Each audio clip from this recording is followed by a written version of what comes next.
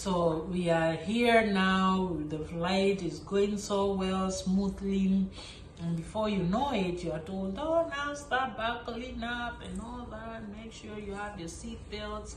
You don't move because the flight is about to land in 10 minutes, and you are there, you want to go to the bathroom again, you go quickly, you come back. Now you are getting used to this life on the sky.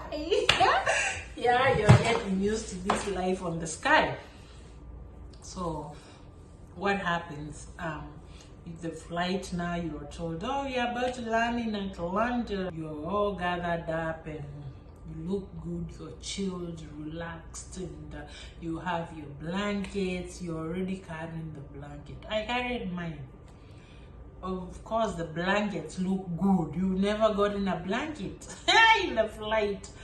You have some other like earphones. You have what else would they give you?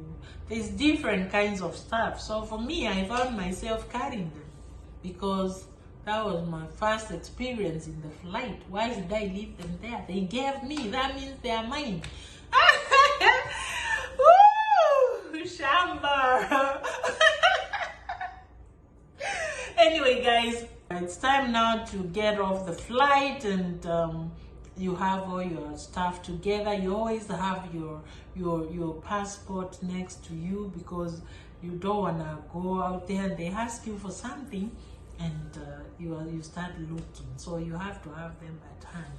So you get out. Now it's time to catch your next flight to, let's say, Texas or California. You get and actually your luggage, you don't get it until you get to your destination. Sometimes you can have it, sometimes it depends with the flight, but in most cases a lot of luggages, they go all the way to your destination. So my luggage was there, still going.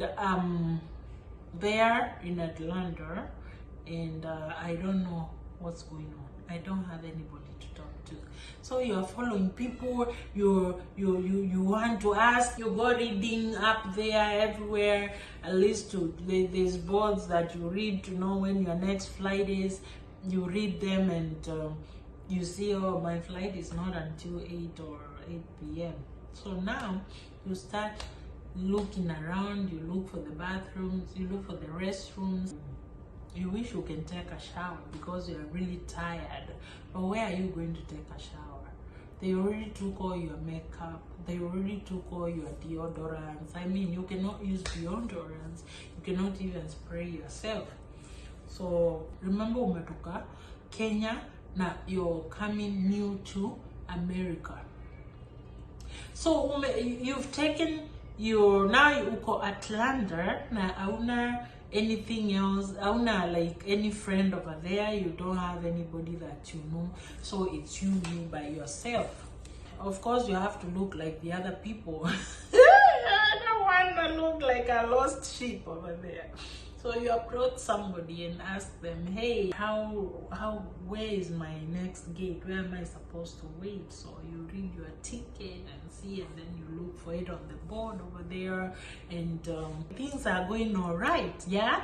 And you're happy, and you meet this person that looks like you, and you want to know where they are going. And they will tell you, oh, I'm going to Minnesota, and so you are going to Texas. You talk, and you're never going to find anybody who is coming where you're coming unless by luck. So you have now there at Atlanta, you're going to look for food. So you're there at Atlanta, you don't know what to buy, you don't know what not to buy, you don't know what kind of food to order, it's new things, money has changed.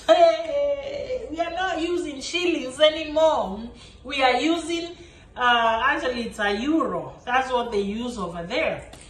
So you have your dollars from here. Of course, you left your Kenyan shillings back there, or your African money, the one you use over there, you've left it there. So now you are using the euro. You get your money, you go to one of these stores and you see chips We used to call them creeps back in Africa. So like I said, names change. You see, I'm familiar with this one. They have soda, they have Coke, they have Fanta, they have this, you know, these juices and all that. So you are going to the one you know, because tell you what, I bought something one day at the one of the cafeterias, and have you ever regretted why you used your money to buy something? I regretted. So I took the easy snacks, soda, chips. So you buy those and you go sit there and you are eating. Of course, they will give you food in the flight. So you eat, and sometimes you don't even know you're going to get food in the flight. You just see the cat coming and you're like, yeah, it's time to eat again. Things have changed and you are in a new environment. Languages have changed. Everybody is speaking English, and then you're there too speaking English. And this American English, you miss a lot of it. Like you don't hear a lot of it. If you are new here, you float like crazy. So somebody might ask you something, then you answer them something different. You had something different, but you didn't answer them what they are asking. Oh my goodness, welcome to America. When you come over here, you learn with time, you catch the accent, you're good, and you got it all together. This part of speaking, yani unaongeleshwa unabaki hata nika hujasikia mtu amesema nini, na unajua ni your first day kwa dege. So sasa ujui like mtu ameniuliza nini, so unabaki tuko ukumbuki kuna kitu inaitwa pardon me ama umesema, you're just like It's funny, but that's the interesting part about traveling in a new country. So they tell you, yeah, but you get used to it time, okay? You're already in Atlanta, now it's time to check in again and get on to your next flight. Now you already know where your gate is, so you've checked in. Now it's time to proceed to the flight. Now you are there walking with your carry-on. They just let you carry your carry-on to the flight, and maybe a little bag and your handbag. Now you're boarding again, and you have everything there. You go put it up there in the cabin. So you already checked your seat number, and now you of course now you know a little bit of it. At least now you're getting it all together. You sit down on your seat, and you're waiting for your neighbor to come. Sometimes you might fly on that seat by yourself. Usually 3. You might fly by yourself. You may have only one person. Now remember, you are going to your destination. Maybe the flight is 2 or 3 hours to your destination, and now you are nervous, you are excited, you're going to meet new people, and you don't know, you don't have a phone. You don't have a phone. So 2 hours have gone. You're already now at the destination. You're in Texas International Airport. You don't have a phone. You left your phone back in Africa. So now you have to, like, you don't know how you're going to reach the people, because you know flights sometimes get late. So the people waiting for you, or maybe you have to let somebody know that you're already at the airport, you landed safely, or because things do happen. Things might happen and they don't get to see you, and you know, so you don't have a phone now. You're there stranded, and everybody you look at, they are busy moving and running up and down trying to catch their flights, and you see a few people who are not so busy and you want to borrow their phone. I borrowed 3 people. I borrowed 3 people their phones. Nobody gave me their phone. Who is going to give you your phone and they don't know you? You are there looking so confused, and you're looking so confused. So you borrow a phone and somebody will take off because they don't know if you are going to run with it. What do you want the phone for?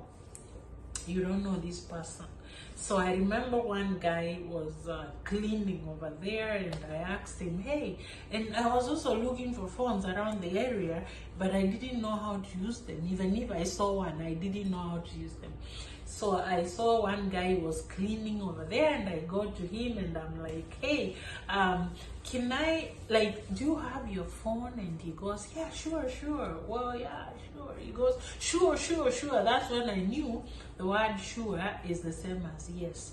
So he says sure. So for some reason I connected, he said yes. So he goes, I'm like, oh, can you help me with your phone? I need to make a phone call. I'm traveling, and I'm supposed to call the people who are supposed to pick me up so they can come and pick me, because I don't have a phone.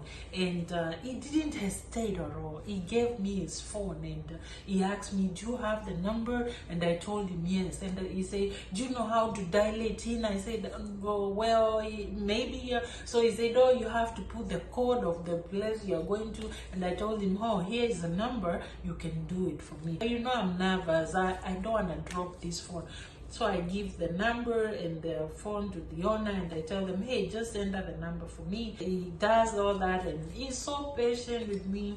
He's so kind, and he tells me, oh yeah, go ahead and call them and tell them you're here. So I call, and this guy is like, oh, you can take your time, just talk with them and tell them how the flight was. I'm like, oh, this is new. This guy is so cool, he's so good. So I talk, and I tell him, hey, since you're busy, you can have your phone. I've already told them that I'm here, and he had his phone, and I was so grateful. I was so happy that I met that guy who was so patient with me, and I think he saw that I was new in this place, and he was like kind. He wanted me to be okay. So I felt at peace, and I felt, well, I have to get things done like they're supposed to be done. So I call, and my family comes, and they are there at the airport. Oh, I saw my family. I was so excited. Now, remember, we are in America now. Now, these people are speaking English. They came with a lot of friends, and they are speaking English, deep English. Like, oh, when will I ever catch up with them? But with time, I also became an Englishian. So we drove home, and I'm looking at the beautiful country. I'm there wondering, there's sand over here. I mean, there's soil over here. There's trees over here. Everything looks the same, just like Africa. But a long time ago, when I heard about America, I didn't think there's trees. I didn't think there's sand. I didn't think there's grass. I thought it's just a little heaven somewhere where you're just going not to step on sand, you're not going to step on grass. It's just, there's no trees, but welcome to America, where everything is just like Africa, but just a little changes over here because of their culture and all that. The houses here are way different from there, and there's so much over here, so much different. I will tell you more in the next video about the American culture, and about what's here and what's not there, whatever. But for today, you have enjoyed my trip to America experience, and that's about it. There is more that I would have shared, but it's coming. I'll share more as time goes, and I know a lot of people have experienced this kind of traveling from Africa to the US. It's never very easy, especially when you are alone. It's never very easy, especially when you are going to somewhere you don't know, especially if it's a family or friends. They are receiving you, you don't know what to expect. So thank you so much for watching, and you're welcome to subscribe, share, and comment. Thank you so much, and God bless.